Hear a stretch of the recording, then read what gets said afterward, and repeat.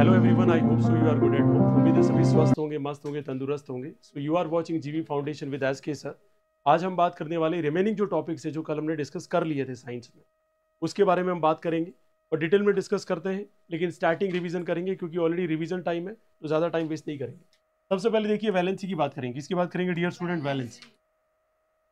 Valency होती क्या है, कैसे डिसाइड होती है? सबसे बड़ी बात combined capacity of element, it is also defined as the number of electron lost or gained or shared। देखो डेफिनेशन देखो, ब्लॉक बिल्डिंग बनाइए। एक तो इलेक्ट्रॉन लॉस्ट या गेन या शेयर। देखो शेयर किया तो वैलेंसी क्या रहेगी? प्लस और माइनस दोनों, प्लस और माइनस दोनों। शेयर का मतलब ये हुआ, गेन का मतलब प्लस ही। वैलेंसी क्या रहेगी? प्लस में ही। सॉरी, गेन किया तो क्या रहेगी? माइनस में ही। और अगर लॉस्ट किया है तो क्या रहेगी? में। बात समझ में आ गई? इसका सबसे बेहतरीन एग्जांपल क्या लिया था? अगर आप दोनों मैग्नीशियम ले लो, क्या ले लो? मैग्नीशियम। ये दो हो गए। और मैग्नीशियम का एटॉमिक नंबर कितना होता है डियर स्टूडेंट? 12।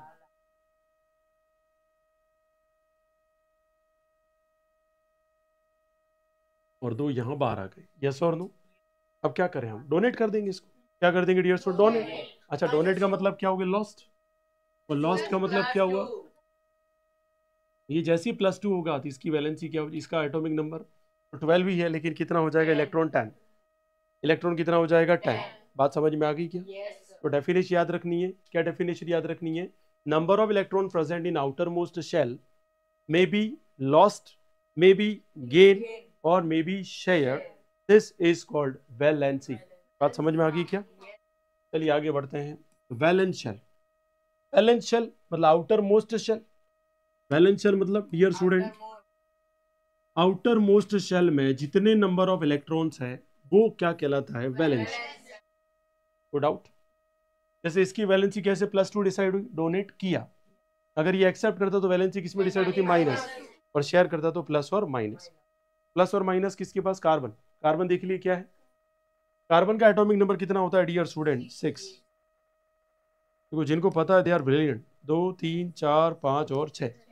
अब 4 दे तो भी समस्या है, क्योंकि 4 लेने हैं। Are you getting my point? 4 दे तो भी समस्या है, 4 ले तो भी समस्या है। अब करे क्या? जब टाइम होगा तो शेयर ही कर दे, सबसे बढ़िया। तो क्या कर देगा? शेयर। ना देगा ना लेगा, क्या कर देगा? शेयर कर देगा।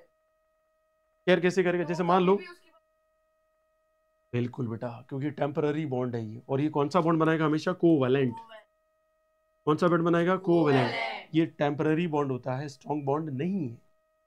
और ये कैसे बनाएंगे? Ionic bond. आयोनिक कौन बनाता है? अगर आइदर प्लस में हो या क्या हो? माइनस में, लेकिन परफेक्ट होना चाहिए। जैसे मैग्नीशियम किस में होता है? प्लस में। और क्लोरीन किस में होता है? माइनस में। परफेक्ट है ये लोग, या तो प्लस में ही रहेंगे या माइनस में। 101% हम क्या कहेंगे? ये आयोनिक बॉन्ड बनाएंगे। कैसा बॉन्ड बनाएंगे? स्ट्रॉन्गेस्ट बॉन्ड है आयोनिक बॉन्ड का। Melting point boiling point highest होता है। कोवैलेंट बॉन्ड टेम्पररी है, मेल्टिंग पॉइंट बॉइलिंग पॉइंट कम होता है। आउटर मोस्ट शेल और orbit of an atom is called. आगे बात करें वैलेंस इलेक्ट्रॉन। किसकी बात करें dear student? The electron present in outer most valence shell of an atom are called valence electron. The number of valence electrons varies from 1 to for the atoms of different element. The valence electron of an atom determine the valency of that element. ये सारा ऊपर discuss कर चुके हैं। Atomic number की बात करें और एटॉमिक मास नंबर की बात करें तो नंबर ऑफ प्रोटॉन कौन डिसाइड करता है? Atomic number. जैसे हमने देखा मैग्नीशियम का एटॉमिक नंबर कितना है? 12। तो नंबर ऑफ प्रोटॉन कितने? 12 है उसके पास। बात समझ में आई? और मैंने आपको कहा भी था, जितने प्रोटॉन होंगे उतने ही क्या होंगे? इलेक्ट्रॉन। जितने प्रोटॉन होंगे उतने ही क्या होंगे? इलेक्ट्रॉन। दूसरी इंपॉर्टेंट बात, मास नंबर की बात आती है या एटॉमिक मास? करेक्ट आंसर ये सही है बिल्कुल, लेकिन डेफिनेशन में हमेशा प्रोटॉन ही लिखना है। सही क्यों कहूंगा? क्योंकि अभी हमने कहा प्रोटॉन किसके बराबर होते हैं? Electron. Are you getting my point? इसमें कोई समस्या किसी को? तो देखो एटॉमिक नंबर तो हमने सीधा बोल दिया कौन है, किसके बराबर होते हैं? Z। Z का मतलब एटॉमिक नंबर है, और ये किस पे डिपेंड करता है? Proton, number of proton. और अगर मास नंबर की बात करें, एटॉमिक मास की बात करें, तो हम क्या लिखेंगे? Z + N। Z plus N, Z यहाँ पे नंबर ऑफ प्रोटॉन है, N नंबर ऑफ न्यूट्रॉन। बात समझ में आ गई? अच्छा, ऐसा कौन सा एलिमेंट होता है जिसमें न्यूट्रॉन होता ही नहीं? बताए। वेरी गुड, वेरी गुड, क्या बात है। हाइड्रोजन। कौन होता है बेटा? हाइड्रोजन। चलिए आगे बढ़े। Atomic mass number is defined, यही बता दिया आपको, number of proton plus number of neutron. और सिंबल, किसी भी सिंबल को लिखना तो कैसे लिखेंगे? ZX से। जैसे मैग्नीशियम लिखना है तो मैग्नीशियम का एटॉमिक नंबर कितना है? 12। एटॉमिक मास कितना है? 24। तरीका भी बताया था मैंने आपको, जब याद कराया था मैंने बोला था कि ये जो रेंज सीरीज आएगी उसमें डबल, और उसके आगे जो सीरीज आएगी इसमें +4 हो जाएगा, ज्यादा +4 हो जाएगा, डबल के बाद भी +4, +2 या +5। नहीं, आगे के जैसे मान लीजिए किसी ने 30 तक याद किए, 30 तक, तो 30 तक याद किए तो वहाँ +4 और +5 का वेरिएशन आना शुरू हो जाता है। मतलब मान लीजिए मेरे को याद करना है किसका? कॉपर का, ठीक है, एटॉमिक मास याद रखना है, तो कैसे याद रखें? डबल करेंगे तो वास्तव में कितना? 58 समथिंग पहुंचेंगे। तो +5 ऐसे समथिंग क्या करेगा? वेरिएशन ले आएगा। क्या ले आएगा? वेरिएशन। वो वेरिएशन आपको पता होना चाहिए, ठीक है। आगे बढ़ते हैं। आइसोटॉप, तो आइसो और टॉप, टॉप वाला क्या हो? डिफरेंट। टॉप कौन है डियर स्टूडेंट इस फॉर्मूले में? ये कौन है? डेफिनेशन बनाने का कॉन्सेप्ट डिसाइड करिए, ब्लॉक बिल्डिंग डिसाइड करिए ब्रेन में, कि जब भी dear student mass number different हो, मास नंबर क्या हो? डिफरेंट, और एटॉमिक नंबर क्या हो? Same, isotope. टॉप वाला डिफरेंट, बचा हुआ सेम, ये तो हुआ। Atoms of same element differing in the number of neutron in their nuclei are known as isotope.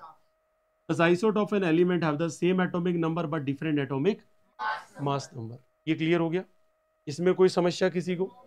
तरीका याद रखने का इतना ही है, आइसोटॉप लिखा हो तो टॉप वाला अलग, बॉटम वाला सेम रहेगा। क्या यहां तक कोई समस्या? कीजिए, जितना आप रट्टा मारेंगे उतनी गायब होती जाएगी, जितना अंडरस्टैंड करेंगे उतनी आप डिफिकल्ट से डिफिकल्ट क्वेश्चन सॉल्व कर पाएंगे। Isotopes are identified by their mass number. Example: isotopes of carbon referred to as carbon 12 और carbon 13 और carbon ये सब इसके क्या है? आइसोटॉप।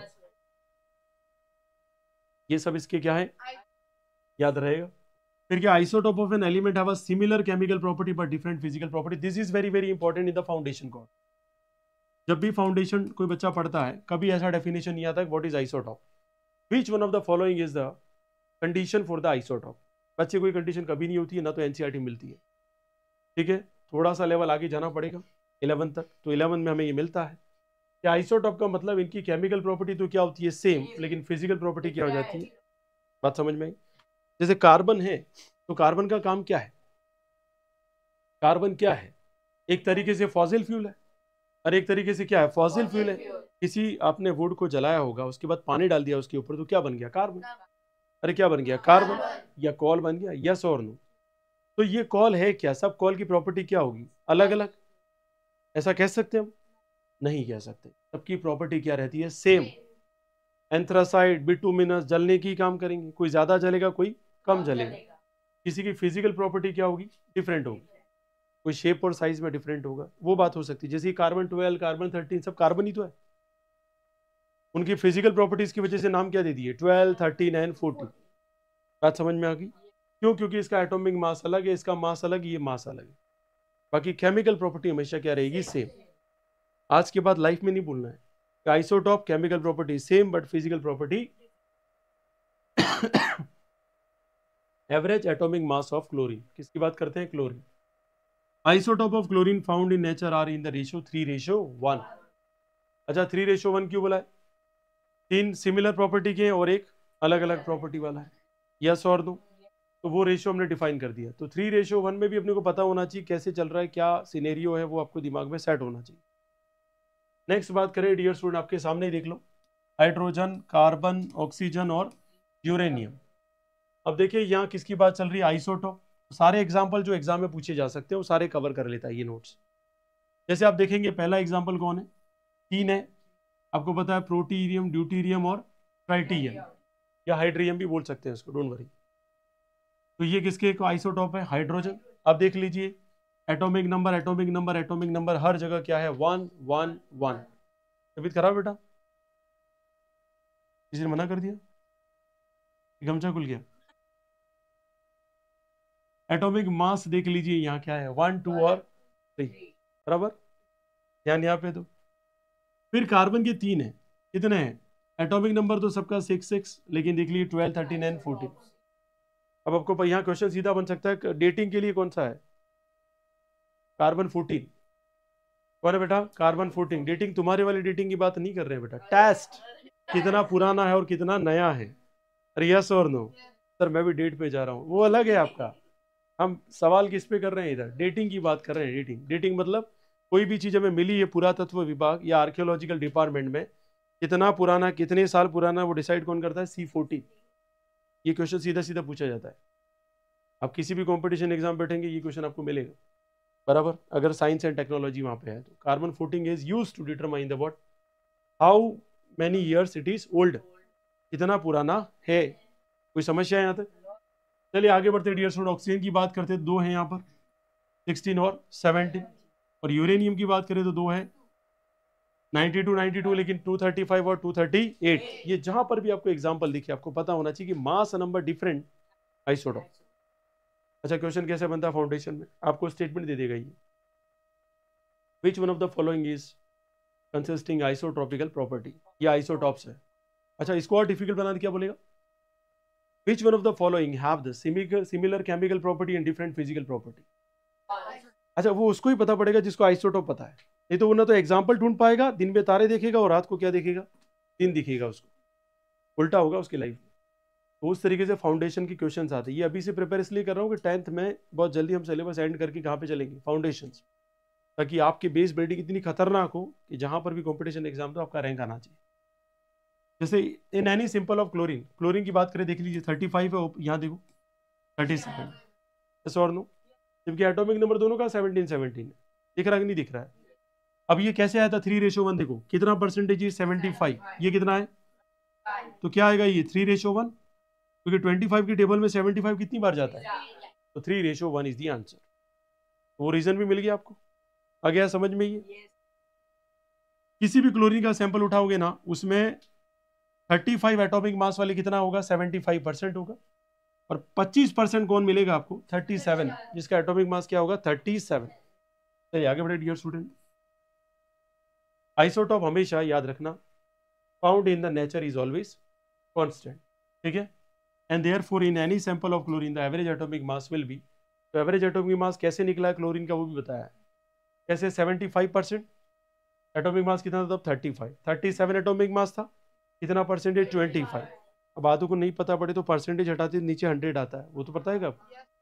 और इसके सॉल्यूशन के बाद ही हमने ये निकाला एवरेज मास। तो सॉल्व इसको किया तो एवरेज मास कितना है? 35.5। कई बार ये क्वेश्चन पूछा जाता है, विच one of the following 2 isotopes of the chlorine that decide the average mass of chlorine is 35.5। ये फाउंडेशंस में जब एग्जाम्स होते हैं, काफी कॉम्पिटिटिव एग्जाम्स, जैसे कोई स्कॉलरशिप का टेस्ट हो रहा है गवर्नमेंट का, 12,000 आपको स्कॉलरशिप में मंथली मिल रही है, तब ये आपको एग्जाम देना पड़ता है, ठीक है? तब ऐसे क्वेश्चन पूछे जाते हैं। या किसी कंपटीशन एग्जाम की तैयारी कर रहे हो आप, 2nd ग्रेड की, ठीक है? या आप किसी साइंटिस्ट बनने के लिए कोई एग्जाम तैयारी कर रहे हो, भाभा एटॉमिक रिसर्च सेंटर वाले, तब ऐसे एग्जाम्स आपके क्वेश्चन आते हैं। तब एहसास ही नहीं होता कि सर हमने ये 9th में पढ़ा था, ठीक है? That's why we have to cover the all detail notes. Radioactive isotopes, देखो radioactive isotopes can be stable unstable depending upon the presence of extra neutron. Extra neutron decide करेगा कि वो स्टेबल है या अनस्टेबल है। The unstable isotope which emit various type of radiation are known as, ज्यादा neutron हो गए तो वो रेडियोएक्टिव सैंपल बन जाएगा। न्यूट्रॉन इतने ज्यादा भी नहीं होने चाहिए कि उसको बैलेंस ही नहीं कर पाए न्यूक्लियस। ज्यादा न्यूट्रॉन होंगे तो न्यूक्लियस ही क्या होगा? टूट जाएगा, और उसको बोलते हैं radioactive isotopes. Few commonly radioactive isotopes are carbon 14, arsenic, sodium, iodine 131, cobalt 60, uranium 235। इसका कई बार क्वेश्चन पूछा जाता है। कैंसर के ट्रीटमेंट के लिए यूज होता है। कोबाल्ट 60 किसके लिए यूज होता है? कैंसर के treatment. Please keep in the brain. Applications देख लीजिए dear student. Nuclear reactor as a fuel में काम आता है। इलेक्ट्रिसिटी आज जो मिल रही है आपको, गांव गांव में इलेक्ट्रिसिटी मिल रही है, इसका वन मेन रीजन कौन है? हम यूरेनियम यूज करना सीख गए हैं, यस और no? Uranium 235 isotope is the fuel of choice of nuclear power plant. They are also used in diagnostic tool in medicine. Cobalt 60 use होता है किसमें? रेडियोथेरेपी, और रेडियोथेरेपी किसको दी जाती है? जो कैंसर से सफर करते हैं. Phosphorus 30 is used in treatment of leukemia, blood cancer. Blood cancer is different, ध्यान रखना. Cellular cancer is different. किसी के ब्लड में ही प्रॉब्लम है, ब्लड ही खराब हो गया, तो वो कौन सा कैंसर होगा? Blood cancer. और वहां कौन सा यूज होता है? फॉस्फोरस 30. इतनी डिटेल इन्फॉर्मेशन नहीं मिलती है एनसीईआरटी में, इसलिए हम डिटेल पढ़ाते हैं ताकि बच्चा किसी भी एग्जाम में फेलियर नहीं जाए. ठीक है, अभी तो अपने पास टाइम को भी फटाफट चलते हैं. आयोडीन 131 रेडिएशन किसके लिए होगा? ट्रेसर. ठीक है, injected into the body and check the activity of thyroid gland. बड़ा सा गला हो जाता है. थायराइड ग्लैंड वास्तव में थायरोक्सिन हार्मोन को सिक्रेट कर रहा है, नहीं कर रहा है, फेलियर तो नहीं जा रहा, वो सारी चीजें. ठीक है, और लैक ऑफ आयोडीन की वजह से ये होता है. देखो यहाँ पे detecting the amount of iodine. अगर आयोडीन कम पड़ गया क्या होगा? गोइटर डिजीज हो जाएगी. और गोइटर डिजीज में क्या हो जाता है? आपका स्वेलन, सूज जाता है. यस और नो? आइसो बार, बार मतलब नीचे की तरफ. अब देखिए नीचे मतलब ये एलिमेंट याद रखिए, जेड एक्स ए. कौन डिफरेंट होगा? जेड कौन है? बोलना सीखिए बेटा, बोलेंगे नहीं तो माइंड बिल्कुल यूजलेस होगा आपका. ठीक है, दूसरे टीचर पढ़ाते होंगे फीस के लिए, लेकिन मैं दोनों चीज़ें के लिए पढ़ाता हूँ. क्वालिटी भी चाहिए मुझे, क्वांटिटी भी चाहिए. ठीक है, साथ साथ में. यहाँ देखिए जेड कौन है? यहाँ पर एटॉमिक नंबर. अच्छा, एटॉमिक नंबर क्या होगा? डिफरेंट. और कौन सेम होगा? Use your mouth with the brain. याद रखना कौन सेम होगा इधर? Atomic number. तो क्या रहेगा? डिफरेंट. और ये क्या रहेगा? सेम. ठीक है, सही बोली थी. Atoms of different elements having the different atomic number but the same mass number. तो मैंने वही तो सिखाया है. टॉप वाला डिफरेंट था, यहाँ बॉटम वाला डिफरेंट है. तो दारू के बार कहाँ होते हैं? नीचे की तरफ. याद कराया था कि नहीं कराया था मैंने आपको? इस तरीके से याद रखेंगे तो लाइफ में कभी प्रॉब्लम नहीं आएगी. चलिए खैर,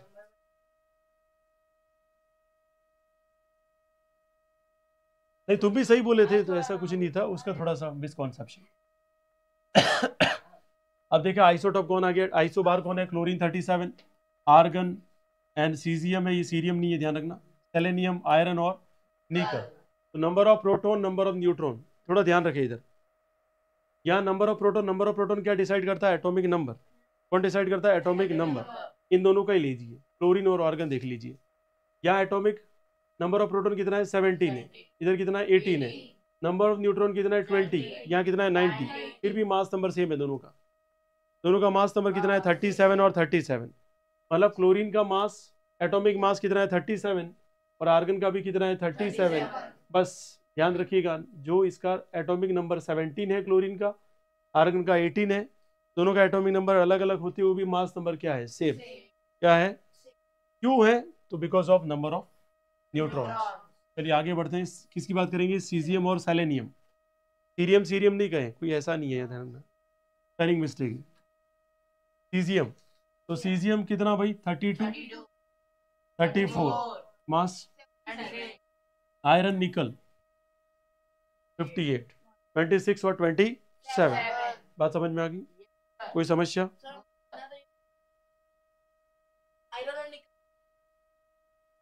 ये जिसको फाउंडेशन करना ना, जो जाता है कि भाई मेरे को बहुत भयंकर बनना है, उसके लिए कोई भी एग्जाम मुझे क्रैक करना ही करना है. तो ये आ गया flow chart, end of the chapter आ गया हमारा. फटाफट शुरू करते हैं. Structure of atom. Structure of atom में सबसे पहले हमने पढ़ा था थॉमसन. किसकी बात करी थी? इन्होंने प्रपोज किया. किसको प्रपोज किया? थ्योरी को बेटा. Atom consisting positively charge sphere and electrons are embedded in it. ठीक है, याद तो रहेगा इतना? ठीक है. An atom is electrically neutral because negative and positive charge are equal in magnitude. ये की वजह से क्या हो जाता है? फेल. आगे आते हैं रदरफोर्ड साहब. कौन आते हैं? रदरफोर्ड. रदरफोर्ड ने किसकी डिस्कवरी ढूंढ ली? इन्होंने किसकी डिस्कवरी ढूंढी थी? इलेक्ट्रॉन बेटा. मतलब शादी में जो भी एलिमेंट देखे वो यहाँ नहीं लगा. Electrons revolve around the nucleus is well defined circular orbits. ठीक है, आगे देखिए. Size of the nucleus is very small as compare to the size of atom. ऐसा पढ़ा था हमने गलती से, मीत जोशी साहब. अमन हो खबर मार साहब मोटा है. ठीक है, आगे देखिए बेटा. फिर बात करें, मैंने बताया था साइज ऑफ एटम बड़ी होती है, न्यूक्लियस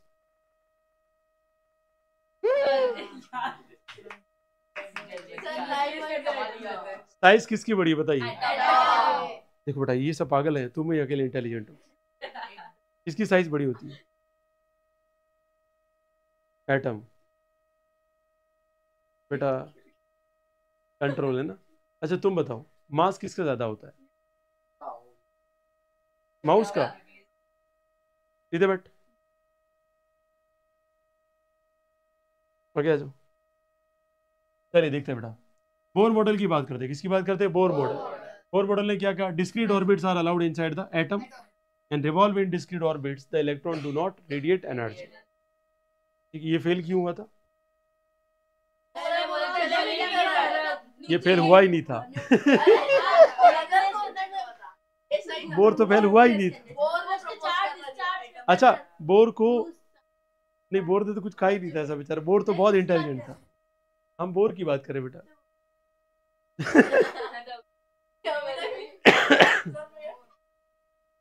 देखो बोर बड़ी स्कीम पूछी जाती है, ठीक है, ध्यान रखना। साइंटिस्ट के नेम है, दोनों ने मिलकर काम किया था। याद रखना डिस्ट्रीब्यूशन ऑफ इलेक्ट्रॉन्स आपको सीधा सीधा पूछा जाएगा। 2n² नाम का जो कॉन्सेप्ट दिया था किसने दिया था? बोर एंड बारी। और इन्होंने डिस्कस किसके बारे में किया था कि के में कितने इलेक्ट्रॉन होंगे, एल में कितने होंगे, एम में कितने होंगे, एन में कितने होंगे। अच्छा बताओ 4वीं के में कितने इलेक्ट्रॉन होते हैं और एन में? वेरी गुड, बहुत बढ़िया। ठीक है, याद होना चाहिए बेटा। है आपके तो क्या अल्टरनेटिव डेज हैं, झंडा ऊंचा रहे हमारा है। आउटर मोस्ट में जो भी ऑर्बिट डिसाइड होते हैं कैसे फील्ड होते हैं, पहले के में, फिर एल में, फिर एम में, फिर एन में। हाईएस्ट एनर्जी किसके पास है? Very good. और अगर न्यूक्लियर फोर्स की बात करें स्ट्रॉन्ग, बहुत बढ़िया, क्या बात है यार, ये तो मेरे को हरा देंगे। When 1 to 4 electrons are in outer most shell, तो number of electron outer most shell में क्या कहलाएगी? उसकी वैलेंसी। और वैलेंसी किसके बराबर होती है? Number of.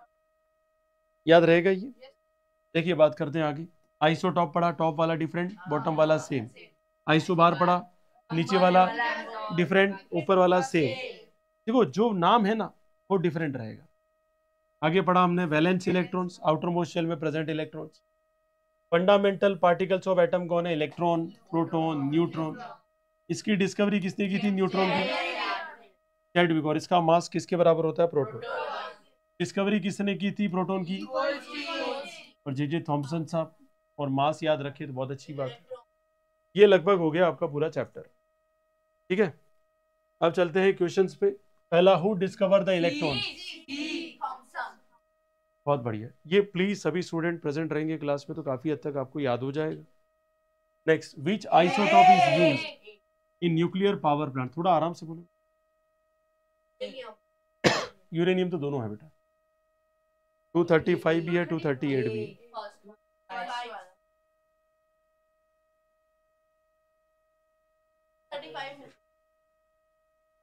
पढ़ा था आपने?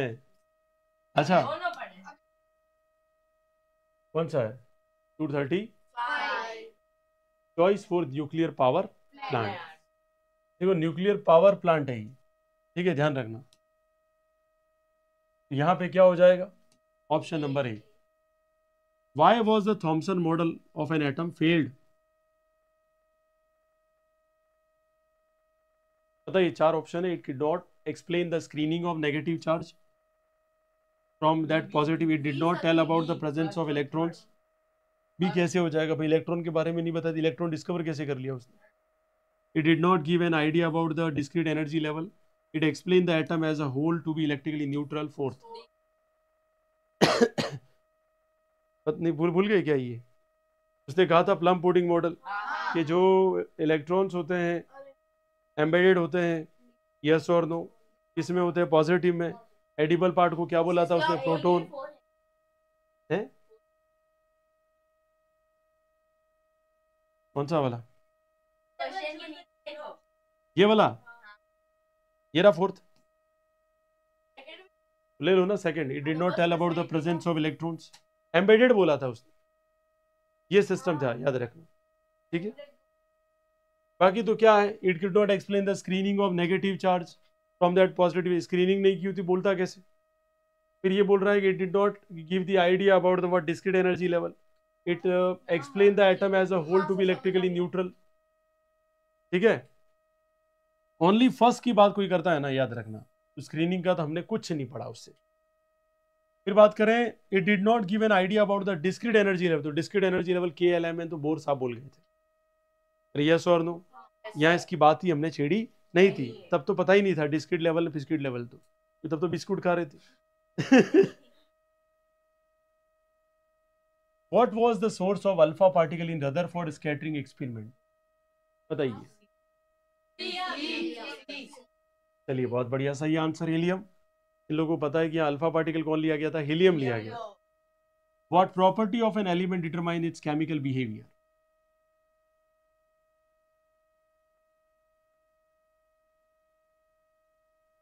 वैलेंसी ऑफ एन एलिमेंट की नॉन मेटल है या मेटल है, are you getting my point, या मेटलॉइड्स है, ये बातें अपने को बहुत अच्छे से पता होनी चाहिए। Which of the following does not match the characteristics of isotope? Isotope of some element are radioactive, पढ़ के आए अभी। Isotope are the atoms of different elements. Isotopes differ in number of neutron, बिल्कुल सही है। Isotope have the similar, देखो ये आ गया वर्ड, सिमिलर केमिकल प्रॉपर्टी। अगर ये पता ही नहीं हो तो क्या करेगा बंदा, बोलेगा ये तो पढ़ा ही नहीं, फिर केमिस्ट्री क्यों पढ़ रहे हैं। बात समझ में आ गई क्या? Which of the following will be chemically more reactive? Sulfur with atomic number 16 and chlorine with atomic number 17. कौन ज्यादा रिएक्टिव है भाई? है सल्फर का दिखा ला। अब सल्फर क्या होता है बताओ, पहले ये बताइए कि सल्फर का एटॉमिक नंबर पता है क्या आपको? क्या होता है? 16। S4 सल्फर, S4 16, याद बोला था मैंने आपको याद करने का। अच्छा दूसरा बताइए, 17 होता तो वैलेंसी कितनी है क्लोरीन की? -1, बहुत बढ़िया। और इन भाई साहब की वैलेंसी कितनी है सल्फर की? नहीं है, जलवा है आपका बेटा। K शेल L शेल और ये हमारा N शेल। 1 2 3 4 5 6 7 8 9 and 10, 11 12 13 14 15 and 16। और अगर मैं ये बात कर रहा हूं, किसके लिए बात कर रहा हूं याद रखना, we are talking about the sulphur, याद रहेगा ये। और अगर गलती से मैं एक इलेक्ट्रॉन बढ़ा देता हूं ऐसे करके, ये जो बात करूंगा वो किसके लिए बात करूंगा? क्लोरीन। किसके लिए बात करूंगा मैं? क्लोरीन। अगर एक बढ़ जाता है तो अब सवाल ये है कि रिएक्टिविटी का मतलब क्या है? रिएक्टिव का मतलब क्या है बताइए? ये कितने इलेक्ट्रॉन लेगा और देगा सल्फर, और ये कितने लेगा? ज्यादा शेयरिंग और कौन कर रहा है? ध्यान रखना, बिल्कुल ज्यादा फ्री इलेक्ट्रॉन किसके पास है जो शेयरिंग में यूज हो रहे हैं? सल्फर 2 लेकर बैठा है, और कम किसके पास है? क्लोरीन 1 ही लेके बैठा है। अरे बात समझ में आ गई। Next, which of the following element does not exhibit the electrovalency? बातों को तो ये नहीं पता होगा इलेक्ट्रोवैलेंसी क्या बन होती है भाई, दिमाग लगाइए भाई। इलेक्ट्रोवैलेंसी तो समझते हैं,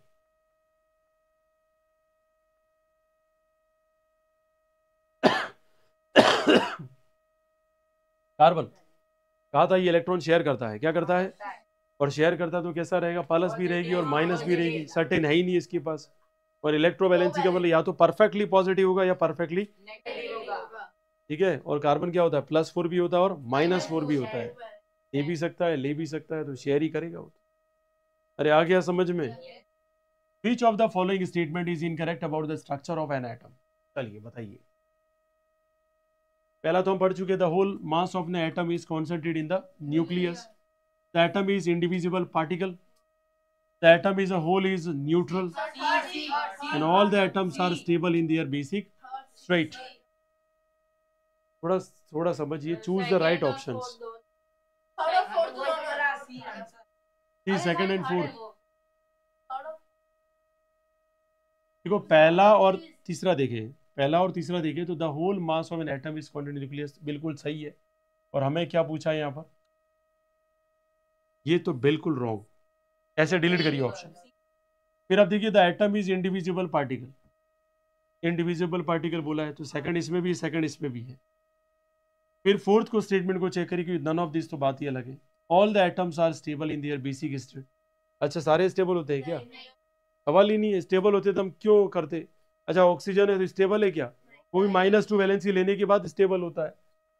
ठीक ठीक है। Which scientist give the concept of fix energy level around the nucleus? बहुत बढ़िया। इसे दिया था नील्स बोर के एलिमेंट शेल। उसने कहा था इलेक्ट्रॉन अपने ऑर्बिट में ही रहेगा जब तक वो एनर्जी को रिलीज नहीं कर ले या एब्जॉर्ब नहीं कर ले। ठीक है, क्या हुआ भाई? सेकंड और फोर्थ है इंडिविजिबल है ऑलरेडी। क्यों? क्योंकि इलेक्ट्रॉन प्रोटॉन न्यूट्रॉन है और इन्होंने कहा इंडिविजिबल नहीं है। इंडिविजिबल का मतलब उसके सब एटॉमिक पार्टिकल बाद में मिले कि नहीं मिले? पहले डाल्टन ने अपनी पोस्टुलेट दे दिए, उसके बाद उसको पता नहीं पड़ा। स्ट्रक्चर ऑफ एटम तो बाद में पढ़ रहे हैं हम, चैप्टर 3 है वो डाल्टन का। तो फिर वहां पे हम क्या पढ़ते हैं? इलेक्ट्रॉन भी मिला, प्रोटॉन भी मिला और न्यूट्रॉन भी मिला। उसके छोटे पार्टिकल्स भी तो मिल गए, डिवाइड हो गया वो तो ऑलरेडी। अगर वहां यूं लिखा होता नेकेड आई तो बात सही हो जाती। ऐसा कोई स्टेटमेंट मिला नहीं। What prevent an atom from being collapsed? Nuclear force, movement of the electron in discrete energy level, the electron repulsion, all of this. ये कोलैप्स नहीं हो उसके लिए मेन रिस्पॉन्सिबल कौन है?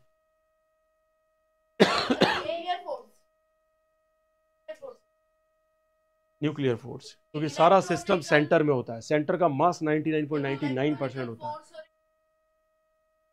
अच्छा हमारे इंडिया कोलैप्स नहीं, उसके लिए मेन रिस्पॉन्सिबल कौन है? पीएम। याद रखना, अगर वो ऐसा एक्शन ले लेगा तो इंडिया पूरा क्या हो जाएगा? कोलैप्स, अर्थव्यवस्था सारी गिर जाएगी। ध्यान रखना। अरे न्यूक्लियर फोर्स नहीं समझ पाए तो क्या समझ पाए? प्रोटॉन अंदर बैठा हुआ है, इलेक्ट्रॉन पे कंट्रोल कर रहा है, न्यूट्रॉन दोनों के बीच में न्यूट्रलाइज कर रहा है। Electrostatic force. और ये जो न्यूक्लियर फोर्स लगा है वो कौन सा होगा? Centripetal force. कौन सा लगेगा? Centripetal force. भूल जाए तो पेट अंदर से क्या आता है? बाहर। यस और नो? पेटल, पेट अंदर से बाहर। ऐसा फोर्स जो अंदर से कहा लगे बाहर, सेंट्रीपेटल। और बाहर से अंदर लगे तो इलेक्ट्रोस्टैटिक। बात समझ में आ गई क्या? इस तरीके से याद करेंगे तो याद हो जाएगा, कोई समस्या वाली बात ही नहीं। Which of the following pair are isobars? क्या बात है, क्या बात है, क्या बात है, क्या सब साल है, क्योंकि इनको पता साला 20 तो नीचे आएगा, ये एटॉमिक नंबर डिफरेंट हो गया, बार है, बार तो नीचे वाला different. Which of the following is an incorrect statement in the reference with the observation of Rutherford alpha scattering? चलिए बताइए फटाफट। ट्रीटमेंट ऑफ कैंसर भाई आ गया क्वेश्चन? मैंने नहीं बताया था, अंदर लिखा था बेटा। बताइए, some of the alpha particle rebound after hitting the gold foil, some of the particle deflected from their path, some of the particle not pass through the gold foil. सारे पार्टिकल तो पास हो गए थे maximum तो साला, क्योंकि empty space decide किया गया था। अरे आ गया समझ में? उम्मीद है यहाँ तक तो थोड़ा बहुत समझ में आया होगा। तो आज यहाँ तक ही करेंगे, कल लास्ट इसको लेंगे, है ना? तो आई होप सो आप सभी को समझ में आया होगा यहाँ तक। तो हमने कुछ क्वेश्चन लिए, कुछ एमसीक्यू लिए, कुछ थ्योरी कवर कर ली। उम्मीद है आप सभी को समझ में आया होगा। तो thank you so much for watching जीवी foundation with S K sir, and join जीवी foundation for your bright future. आपका दिन शुभ रहे।